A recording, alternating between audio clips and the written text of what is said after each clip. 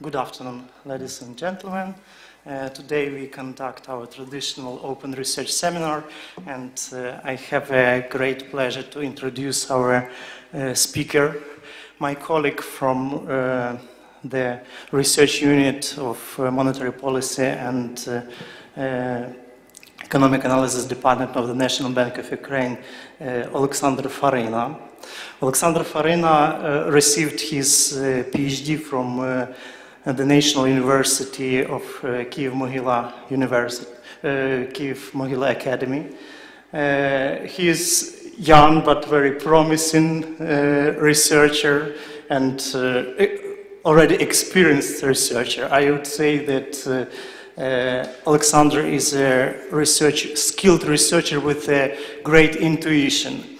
His research interests cover a wide range of topics in macroeconomics, international economics. He also interested in big data analysis.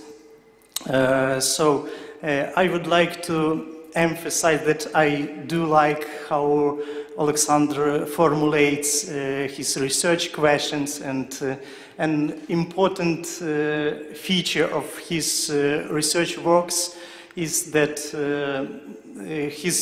his research studies have academic value and policy implication at the same time. Today, Alexander will speak on cross-country spillovers and how countries from Commonwealth and independent state regions react to international shock. So I think I will pass the floor to Alexander, please. Okay, thank you very much, Andriy. I will do my best to fulfill your expectations about my work. Okay, do you hear me well? Good. So thank you very much for coming. This is a great pleasure to give a presentation in your home institution, and I know that this is a summer vacation period, so thank you very much for coming, and especially for those who already on their vacations but still arrived.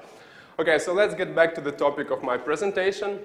So today I will talk about the transmission of international shocks to the CIS economies. The CIS is the Commonwealth of Independent States, and this is a joint work with Heli Simola from the Bank of Finland Institute for Economies in Transition. And we first outlined the project when several years ago after I was a visiting researcher in BOFID. And since that time we had many different versions of this paper, but this is the latest one. And it will soon be published, I hope, in the discussion paper series of BOFID and also in the working paper series of the National Bank of Ukraine. And until we apply and submit this paper to the journal, there is still room for improvement, so feel free to raise your concerns and give your suggestions. Okay, so I will take approximately 45 minutes for my presentation, and then we'll have some time for research, or for QA session. But feel free to interrupt me if you have any questions. And I also have to mention the usual disclaimer that this is only our thoughts and our opinions, and they do not necessarily represent the official position of the National Bank of Ukraine. Okay, so what about Commonwealth of Independent States? So this is a very kind of strange region, yeah? So this is a platform for coordinating regional economic and political developments, and it mostly consists of the post-Soviet countries, and it includes very heterogeneous, very different economies. And going through the process of from market planning to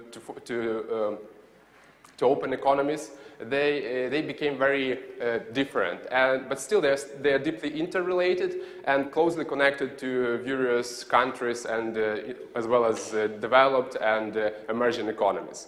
Anyway, they're still very vulnerable to international shocks. And what we know, what we can conclude from all these facts about the Commonwealth of Independent States is that in order to analyze how international shocks affect each of the economy and the CIS region in general, it is very important to take into account this multilateral perspective and higher order transmission channels. Yeah? As I said, they are deeply interrelated between itself, and also they are affected by other developed and emerging economies. Okay, so what happened, so what literature says us about the sensitivity of the CIS region to international shocks? So there are some papers that study this region the literature is scarce, but we found some very important papers. So the Martin Feldkircher is working on this issue very much, and so he has several papers. And what we can find from his research is that 1% shock to the output in euro area and US increases the output of the CIS region by about the same amount, 0.9 and 0.7 respectively. So CIS region, we have some evidence that this region is really affected by developed world. But at the same time, there is strong connection of the CIS region with the other more emerging economies, for example, China. And there is another paper by Martin Feldkircher and also by Ika Korhonen in 2012. So they find a 1% increase to Chinese output transmits to about 0.2% rise in CIS output. Nevertheless, Russian and regional shocks within the region are also very important for the CIS. So there is a paper that finds that 1% shock to Russian GDP is associated with approximately 0.4% increase in the GDP of the CIS region. There's also lots of different papers that that provide some evidence that CIS region is really sensitive to external world, and that important spillovers can arise in inflation and exchange rate developments. Okay, so this is kind of a static picture, what we see from the literature, but let's see what happened actually in the world and how these countries can be, are related. So we calculate output correlations for 2 periods, so before crisis and after crisis for some developed economies, for the US, for euro area. We also take into account China, Russia, and CIS economies. So we do not include Russia in this region because we want, well, the Russian economy is very big in its size, so the results will be affected only by Russia. So what has changed in time in this output correlations? We can see that euro area has become more related to the US, so the output correlations doubled. But what we see, for example, for China is that when the correlations before the crisis were positive, not that big, but positive, so with the US, for example, and slightly higher with the euro area. Then after the crisis, these correlations became even negative. Yeah? So the countries became not that much related between each other. For Russian economy, we also see some increasing correlations with the US output, with the euro area. Oh, with the euro area output it didn't change, but some decrease in output correlations for China. Yeah, so this is kind of a mixed results for the world. But what we see for the CIS region is that the output correlations between all countries has almost doubled after the crisis. Yeah, so we see that CIS was related to the US economy for about 0.14 and to Russian economy about 0.25. And then after the crisis, these numbers doubled. And another important thing that within country, within region output correlation, so this is correlation between each country with each other, so it increased from 0.8 to 0.41. And so something happened with this region after the crisis, so it became much more dependent on the rest of the world. Okay, so we try to find out what actually happened with this region, and this is another picture which shows trade and financial relationships between different countries. So let me read this diagram for you. So what you can see here is shares of trade and financial relations between each country of the US, euro area, China, and Russia, and we take the data from the IMF dots, yeah, and this is exports plus imports in US dollars. So if you add up every single bar of one color, you will get one. Yeah, so this is kind of a straight structure, and green bars, they represent financial linkages. So this is assets plus liabilities. So what we see in the world is that China became much more important in the trade arena, yeah, of the world. So the US, euro area, and Russia, they increased their trade with China pretty much dramatically, and they decreased their trade with other developed world. Yeah? So the picture for China is pretty much flat, yeah, nothing has changed, but we can definitely see that China became much more important in the world.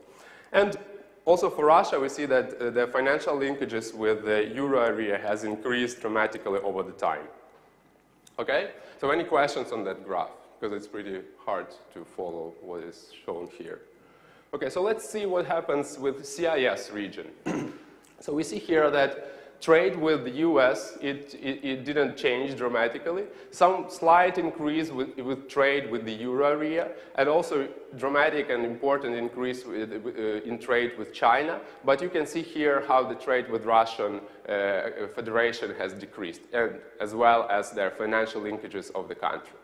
So within region trade, yeah, so this is a trade of each country within the region. Yeah, so they little bit increased yeah, after the crisis, but not that much.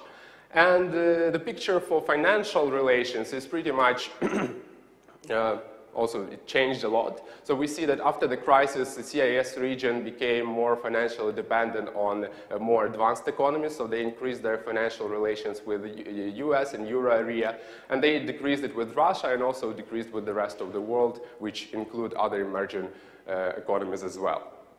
So what we see from this picture of trade and financial relationships and output correlations, that it's not very straightforward what happens in the world. Yeah, so we see that output, for example, of most of countries in the world correlate much less with China, for example. But from this picture, we see that world trade with China increased dramatically. So there's something else, yeah, within this cross-country relationship that can explain those tight linkages of between countries and the CIS in particular.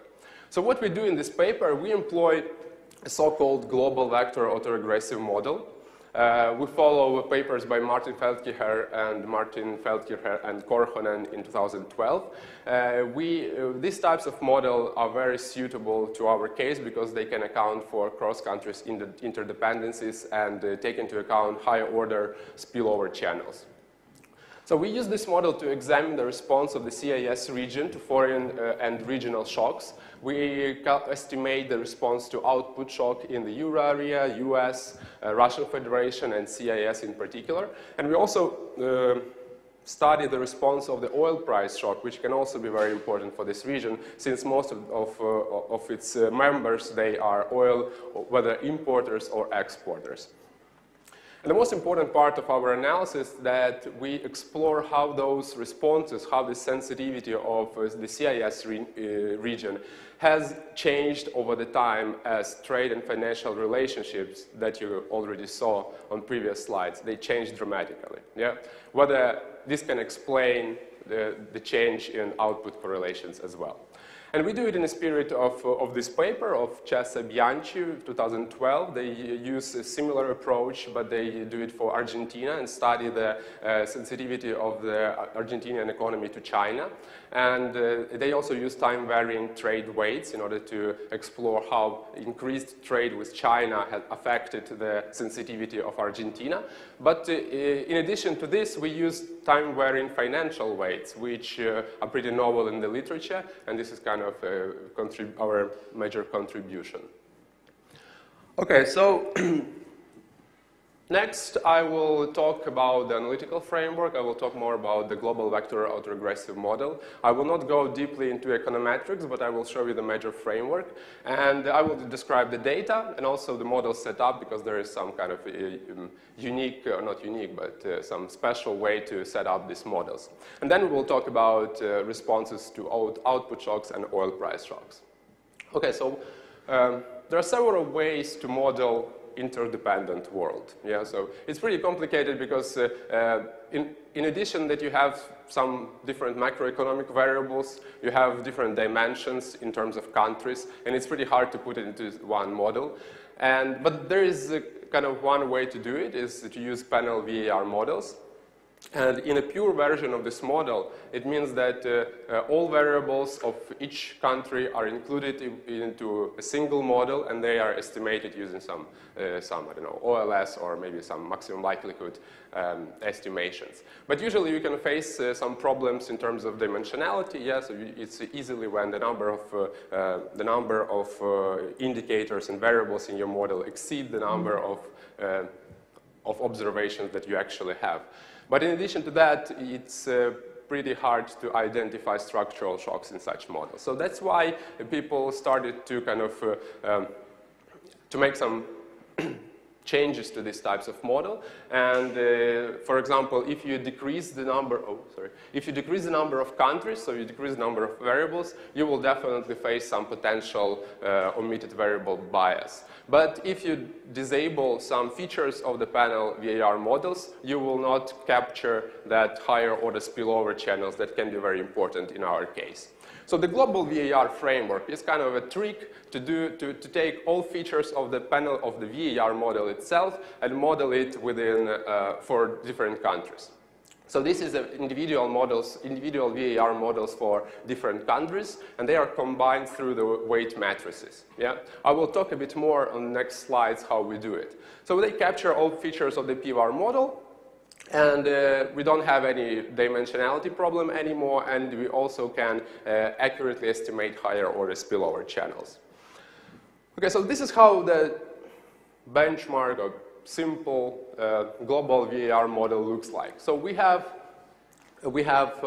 some vector of domestic variables here with lags.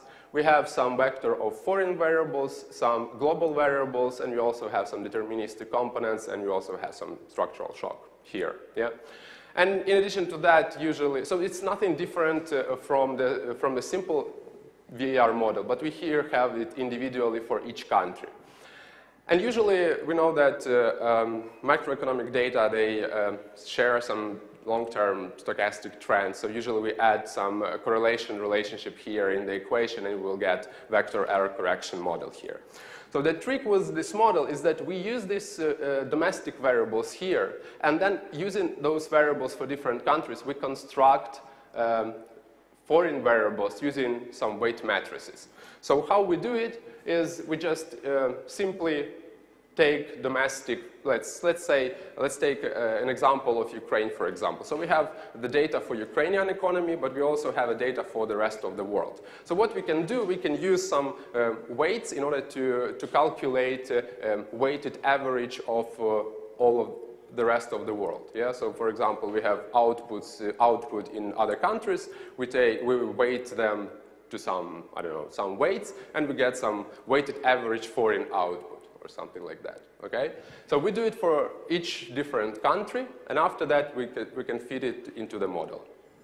Okay, and usually these weights are used, the data for these weights is used about trade and financial relationships. Yeah, so this is exactly what we are going to do in this model. We will use trade and financial relationships in order to construct these foreign variables to the model and estimate individual models for different countries.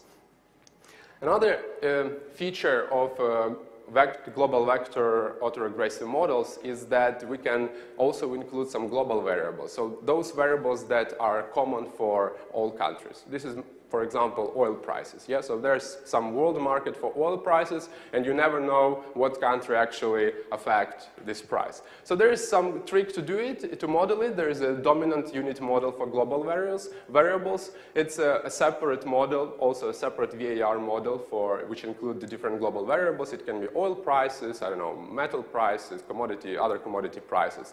But we can also have augmented with some feedback from the variables that we have in our country data. Okay, so this is what we will have in our model as well. Okay, so let's move. Any questions on the framework so far? Okay, so let's move to the data. So we have 30 economies in our, for modeling. It's about 80% of world purchase power parity GDP. We have 5 countries that we include into the CIS region. This is Azerbaijan, Belarus, Kazakhstan. We also include Georgia and Ukraine, and we have a special note here that these countries are not official members of the CIS, and you all know that from May 2018, Ukraine has nothing to do with the CIS region, but we analyze it in the history, so when Ukraine was pretty much related to this region, so that's why Ukraine and Georgia are there. So we have several countries which we treat as shock-originating economies. It's the United States of America, Euro area. It's modeled as a single region, so we take data already for the region.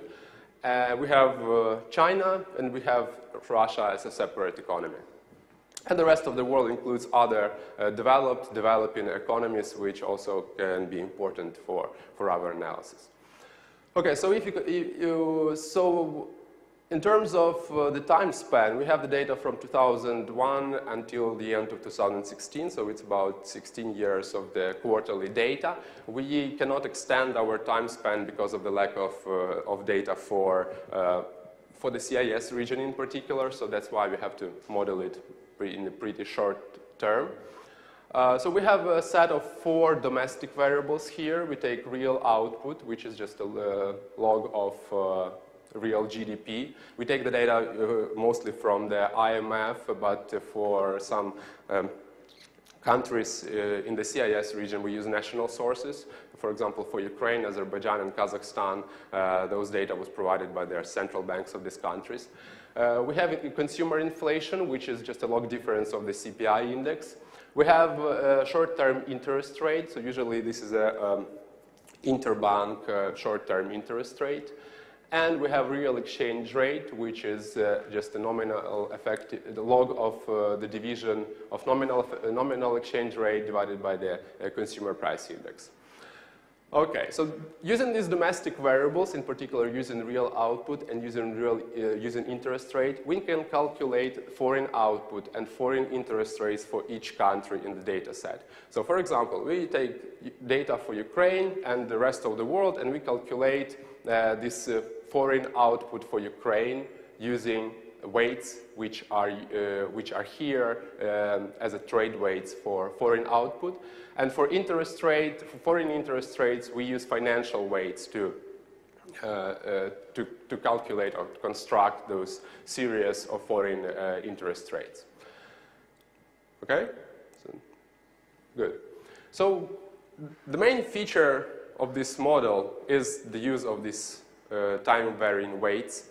So time-varying trade weights that we use to construct foreign output, we take the data from the IMF Direction of Trade Statistics, and they provide the data of imports plus exports. You already saw some pictures, some diagram of this data in first slides, but this is actually what we use in the model in particular in order to construct this time-varying weights for foreign output.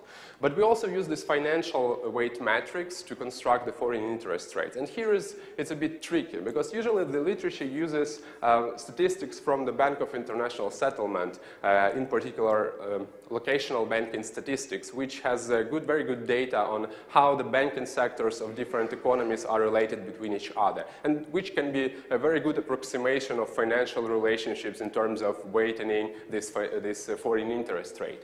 But since Ukraine and other CIS economies, they are not reporting countries in the BIS, we do not have this data for these countries. So that's why we make a trick, and we use the IMF Coordinated Portfolio Investment Survey. Well, we check a bit for other countries whether it's similar to the Bank of International Settlement statistics. It is similar for other countries. That's why we use it in our case for the CIS region. So this is a short and long-term debt securities, assets plus liabilities in different countries. Okay, so moving further, when we have all this data, and I have to be honest that these global VAR models, they are really sensitive to the estimation. So there is some particular step-by-step procedure how you set up your model. So first, when we do very simple things like checking stationarity, and we see that most of our variables are integrated of order 1, yeah? So it's about like 183 variables out of 209. However, we do not use any tests to identify the log order, the log length of the model because of the data, because of the short time span. That's why we follow the literature again, and we use the order for domestic variable only 1 log, and the order for foreign variables also only 1 log.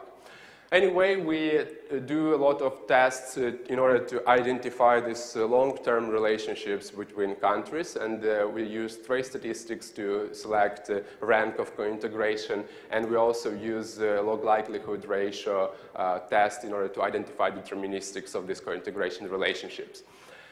Then we test the model on weak exogeneity. This is the way to identify whether your foreign variables and your domestic variables, they do not correlate after the estimation, which allows us then to identify these country-specific shocks.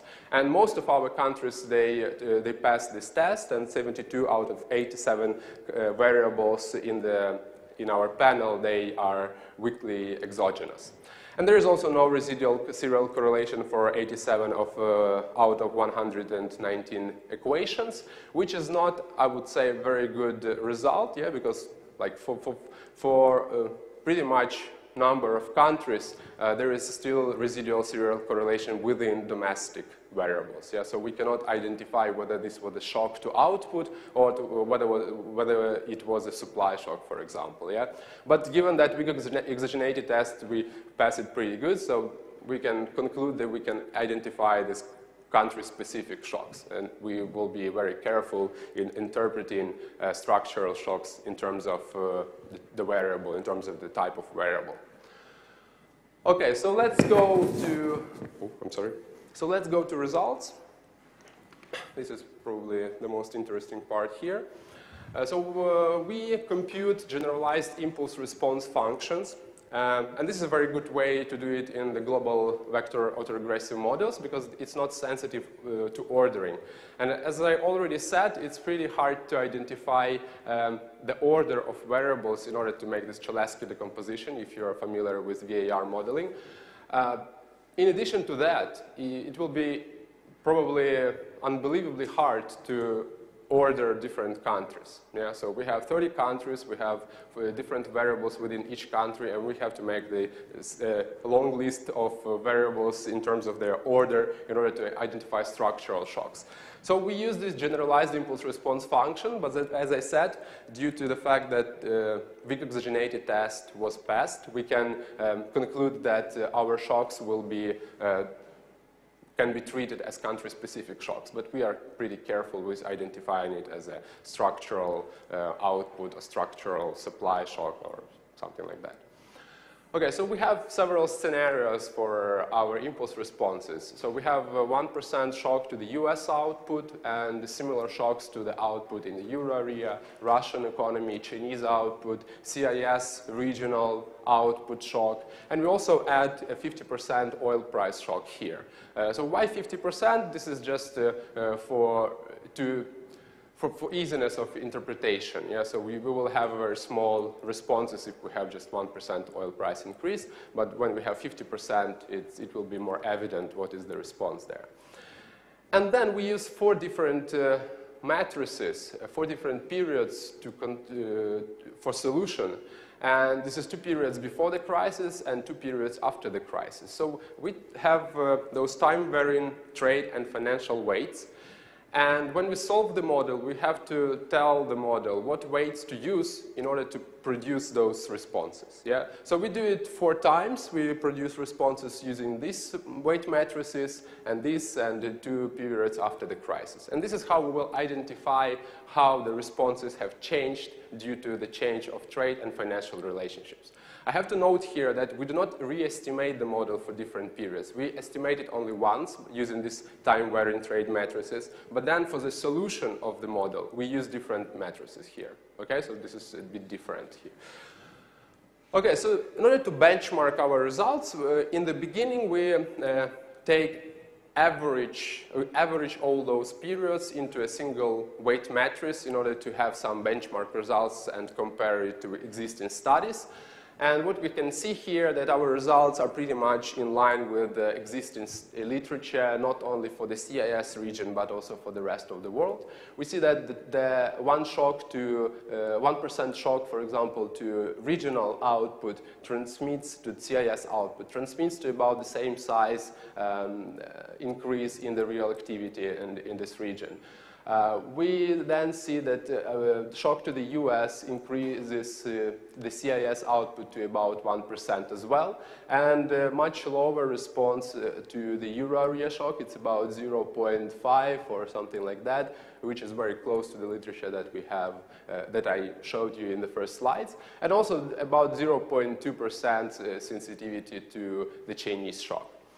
And for the rest of the world, the results are, again, pretty much the same as in the literature. We have the US is sensitive only to its own shocks, while shocks to other countries are not that important. Euro area, however, is sensitive to the US shocks and also to the shocks to the Russian economy. China is very similar to the US. It reacts only to its own shock, but what is important here that the positive shock to output in the US and euro area transmits to a negative output in China. Yeah, so these countries, they are competing with each other, and everything what happens in US, which increases its output, can decrease output in China. And for Russian economy, we also see that it's very sensitive to its own shocks, but as well as shocks to the US, euro, and much lower response to the euro area and China output shocks. Okay, so, but again, this is kind of, to benchmark results, we use here only constant weights, yeah, so on weights which we calculate for the entire period. But then I will go back, please.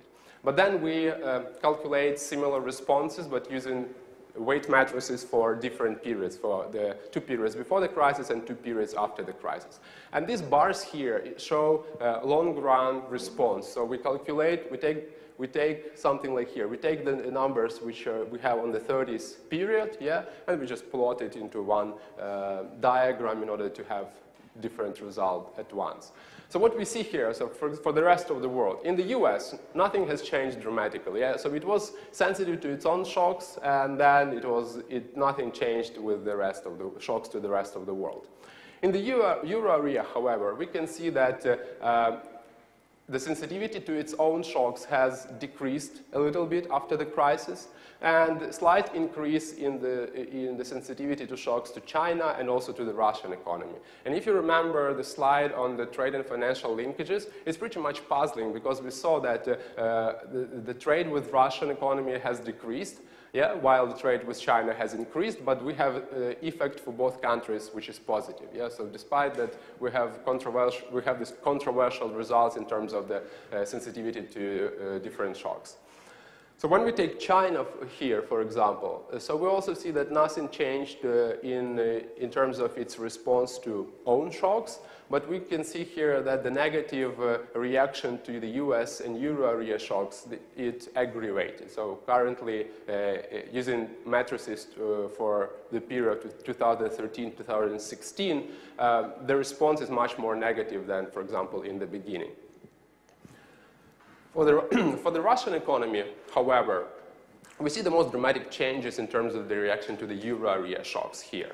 So we see that using weight matrices for 2001, 2004, the reaction was almost zero and a little bit negative. Yeah? But then only in 16 years, this reaction increased to about 0.4%. Yeah? And again, nothing changed particularly in responses to shocks in other countries. Okay, so this is what we have only by changing trade and financial relationships for this region. So let's see what happens in the CIS region.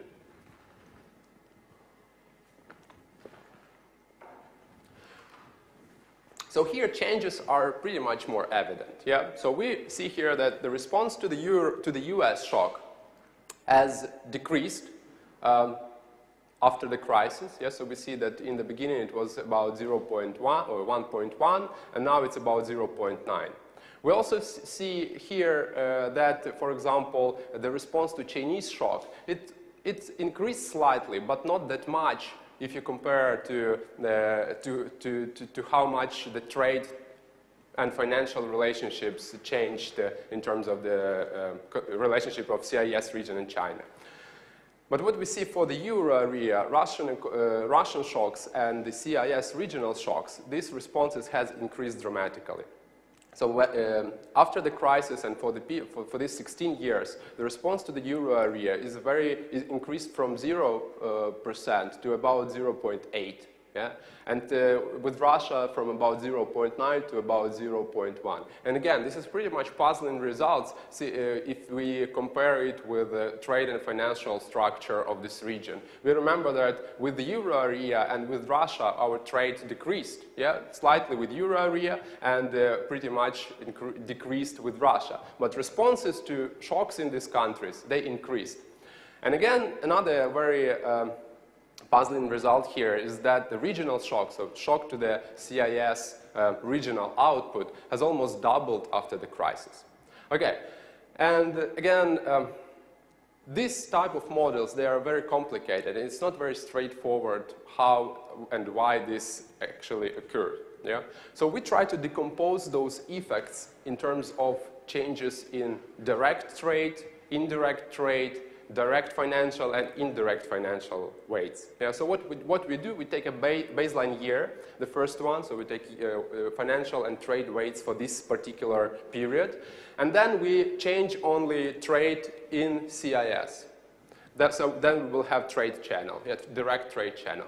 Then we go back to this baseline year, and then we change only financial relationships within CIS. Then we will have direct financial. And then we do it similarly, but for the rest of the world, and then we'll have indirect financial and indirect trade.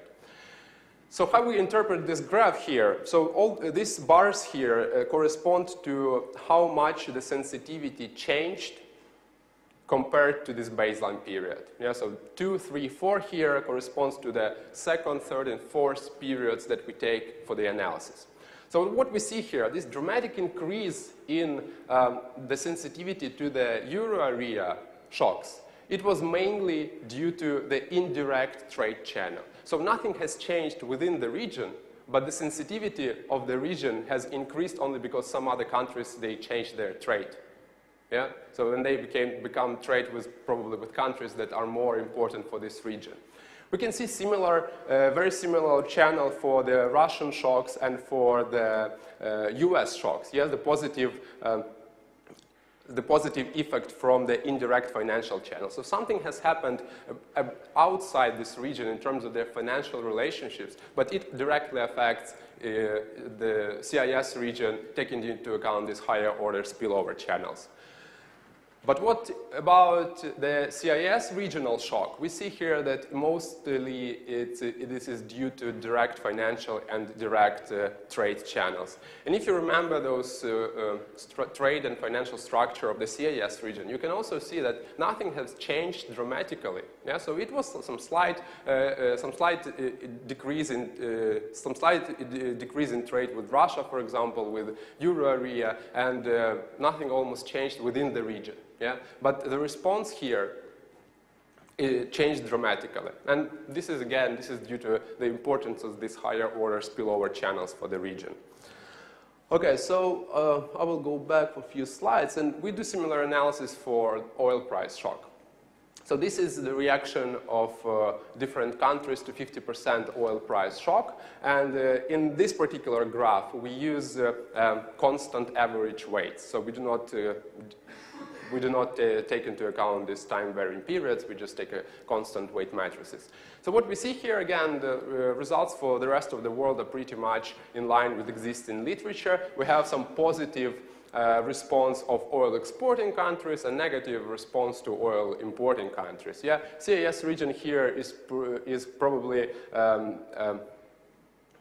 a bit different well, it's very hard again to talk about CIS here because it includes as well as oil importers and oil exporters, but the joint effect is positive and even much higher than Russian. And when we go to countries, in particular countries that we include into the panel, we see that the most, which is also surprising, the most sensitive economy to the oil price shock is Belarus. Yeah? Although it's oil importer, the response is positive. And this shows, this is mainly due to the tight relationship with Russia, which kind of benefit from oil price hikes. And this is how Russia kind of have a positive response to oil price shocks. So similar for Azerbaijan, and we know that Azerbaijani economy is driven by the oil prices, so we have this positive response. But even for countries which do import energy, as Ukraine and Georgia, for example, this response is a little bit lower, but still positive. And this is again because of the tight connections with those countries who benefit from the oil prices hikes. And we have similar graph, but in terms of the change of this sensitivity with time. We see that developed world, USA and Euro area, they became much less sensitive to oil price hikes. Yeah? So in the beginning, the negative response was much higher than taking weight and trade matrices for the period of the last period. China, which is also pretty much expected, has a positive response and it increased a little bit, but Russian and CIS regional responses increased dramatically in terms of positive sensitivity to the oil price shocks. Okay, so let me briefly conclude and provide you with some key messages, what we find out in this paper, and then we'll have time for questions.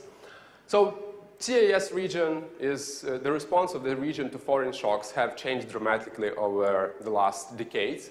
And the US plays mainly the dominant role in the world economy, which is also true for the CIS region. But we notice that this response, this sensitivity declines over time. Russian economy remains to be one of the most important driver of the CIS, and this effect is increasing despite the fact that the trade and financial relationships with Russia decreased dramatically. So despite the fact that Chinese economy becomes a very important trade partner in the global arena, the response to its shocks are pretty much low and they remain to be moderate, which of course you can interpret it as all the graphs you saw, it was all responses were normalized to 1% shock. Yeah, so we know that shock in the Chinese output, the standard deviation of its output is much higher. So for sure, on practice, yes, this shock will not be very low. It will affect the economies very much. But if you normalize it to 1%, this effect is still moderate. What we see in shocks of the euro area, these shocks increase substantially and mainly due to changes in trade composition of the rest of the world, not within the region, which is not true for the regional shock. So the dramatic increase of the sensitivity to regional shocks was due to trade and direct trade and financial relationships.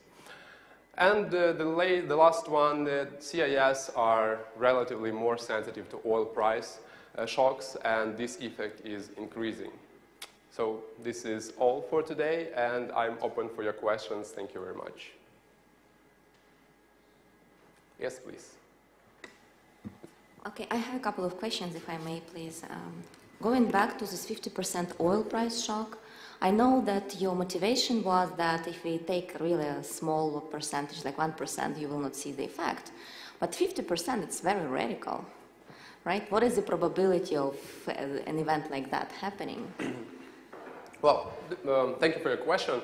To be honest, we take this 50% to be in line with literature. So usually the literature which explores within the same framework oil price shocks, they use this 50% just in order to results of these responses. They are should be pretty much similar to responses of 1% output shock. So kind of you can plot different shocks and different responses to one slide. Yeah, so we do not forecast here anything, so this is just a normalized impulse responses, and we don't say that this is a very, I don't know, this is very potential can happen with oil price. No, my concern was that 1% GDP shock, it's something that you can you know, it's reasonable to expect For the GDP to change within a year by 1%.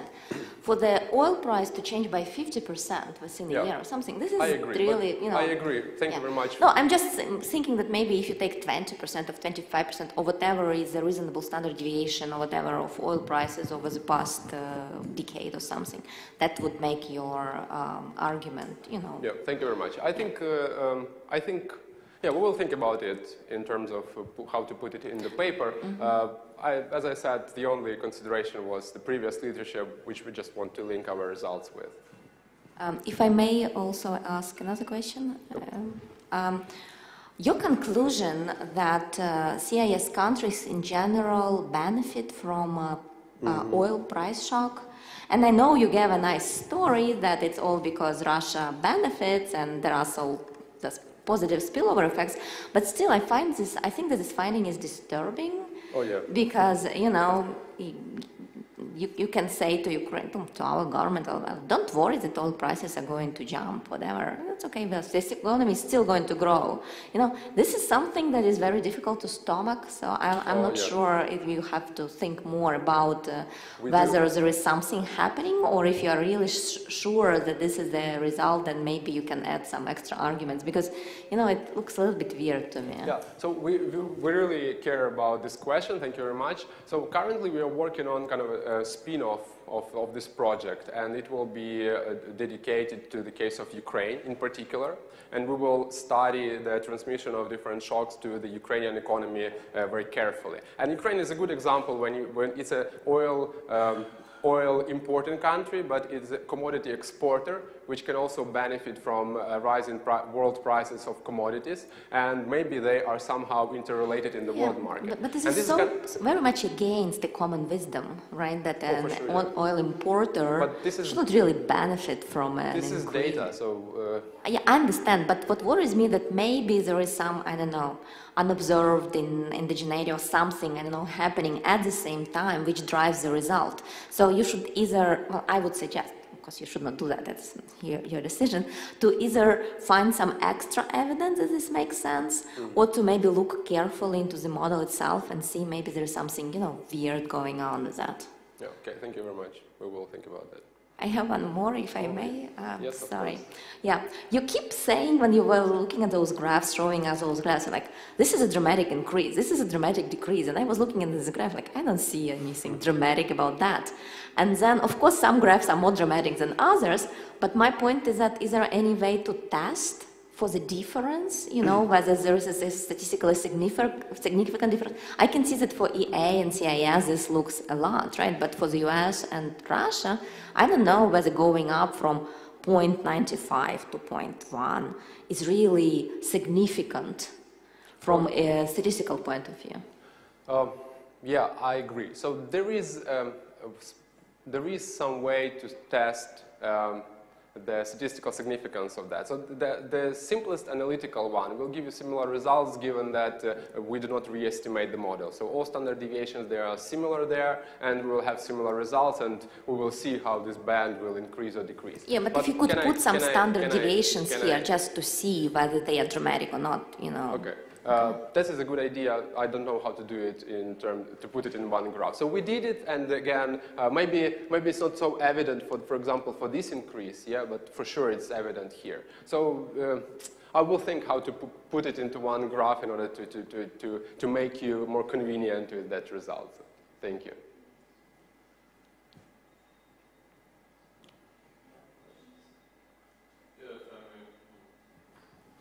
I've read a study somewhere that basically said that during financial crises, economies correlate more because there's a major shock. And then since we had quantitative easing in different countries, then we should have more correlation due to that. Have you looked at previous crises to see if there was an increase in correlation during those? Are you talking about early 2000s or late 90s? Well, I would be happy to include this period, but we do not have some valid data for the CIS region. So we started this project only for this particular region, and this was one of like the weakest part of this model is the short time span. But for sure, that would be interesting to study for the rest of the world, yeah, and take the data for higher period, for longer period. So maybe it can be a good research next one.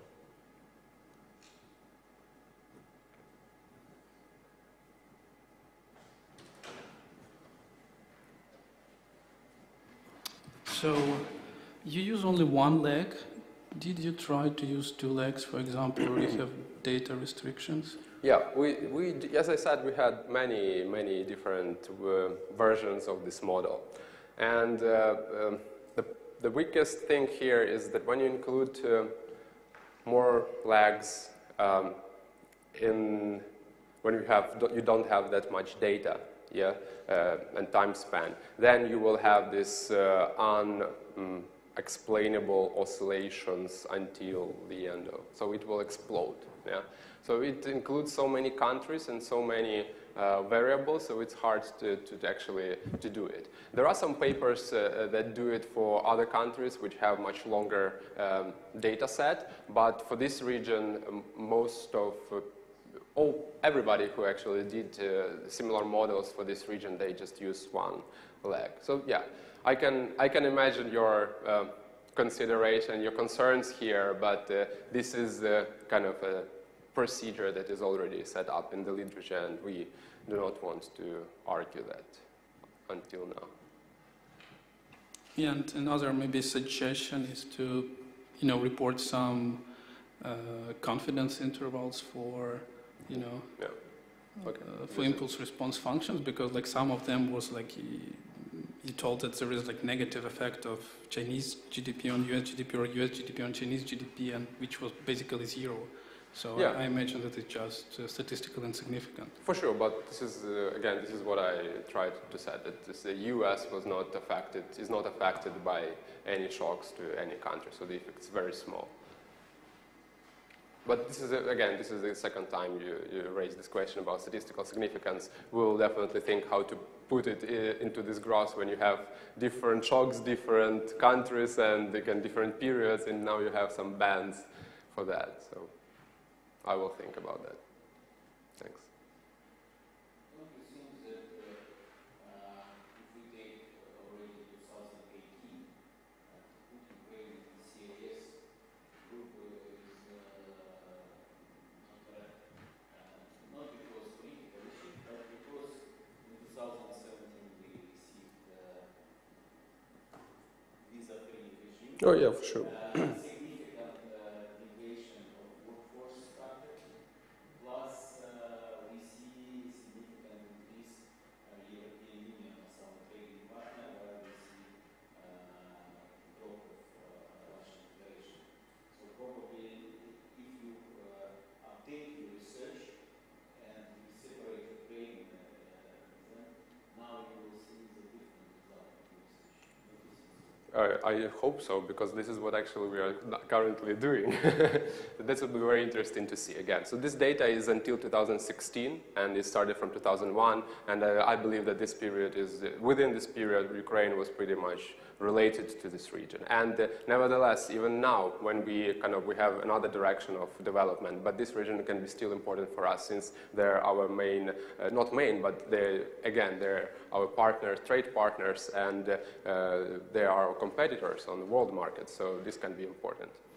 But I will answer your question when I have some updated results on Ukraine. Thank you. According to what criteria did you choose the countries to be in the rest of the world group? A good question. So again, we tried to follow existing study as much as we can, because we add some specific feature to these types of models and for this region. So we want to make sure that everything else is very similar, so our results are not, we can explain our results. But in some cases, the decision to include whether to not include the country was because of the data. If we have good data, then we definitely include it. If we have some country which has some very dramatic hikes or whatever, for example, Venezuela, yeah, so if we include this country, they will not, the model will not benefit from it. So then we decided to exclude this country from the panel. So yeah, but in a nutshell, we just tried to follow existing studies. Okay.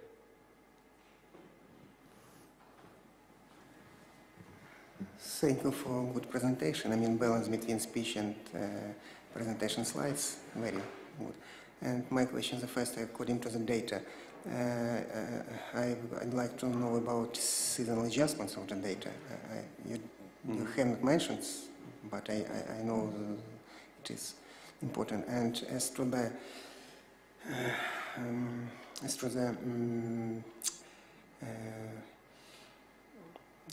the major object of your study, in nowadays a great deal of migrants, I mean migration, it's a very incredible issue, and this shock, this kind of shock, maybe in the future you have to take into account, and according to your results, I mean before 2004 and after 2008 and after the crisis 2008, as to these countries, the results are different, incredibly different, and some of the reasons, and after effects of the crisis, it is movement of trade and capital after the crisis, a great deal of radical movement, and maybe such a shock you have to take into account, and not only GDP as a major shock, but and oil prices,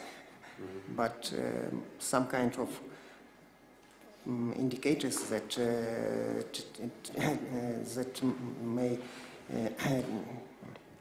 may take some, I don't know how to express it, and take some movement between and within the sample of your countries and between them. Thank you very much. Yeah, thank you very much for your question. So to answer your first question, everything was seasonal adjusted. So for the real output, for most cases, we take already seasonally adjusted data from the IMF statistics. Yeah, so we do not kind of add anything there. For some countries, we had only seasonal unadjusted data, so we used very mainstream statistical approaches to avoid the seasonality. So I hope I answered. What about your second question? This is not a very, I don't have any very short answer on that. So in this case, in this model, again, due to a huge number of countries and variables and short time span, we are not able to extend the dimension of our analysis to everything what happens in the world. Yeah? So this is kind of an eagle-eye view on the world and on the region. We do not even analyze a particular country very carefully because we can understand that the results can be different for Ukraine, for example. Yeah? So we don't see that this is very much how can it explain Ukrainian economy or other particular special economy. So I would be happy again to have a possibility to include everything in the model and to answer all questions, but you know there is not all models are wrong, and if you try to build a model to answer all questions, you will not be very successful, I guess. So this model just answers one single question, but I hope my next research will answer your current question as well. So thank you.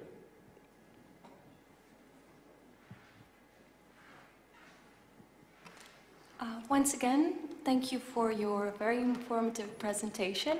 Sorry if my question goes a little bit out of the scope of your investigation, but I was just curious, what are some of the reasons that the responses of CIS region to the Russian and CIS output shocks increased so drastically, particularly after the crisis period?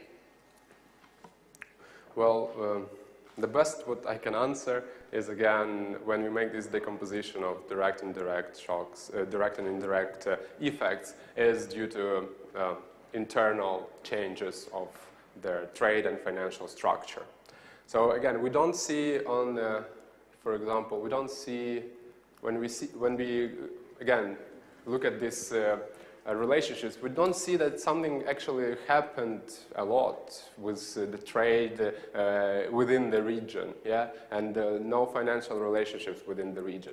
But even these small changes, yeah, they can result in more dramatic responses because all countries are interrelated, and this is really hard to give a very concrete answer to your question where it comes from. Yeah, so the best what we could do is to just say that this is due to the internal changes within the region.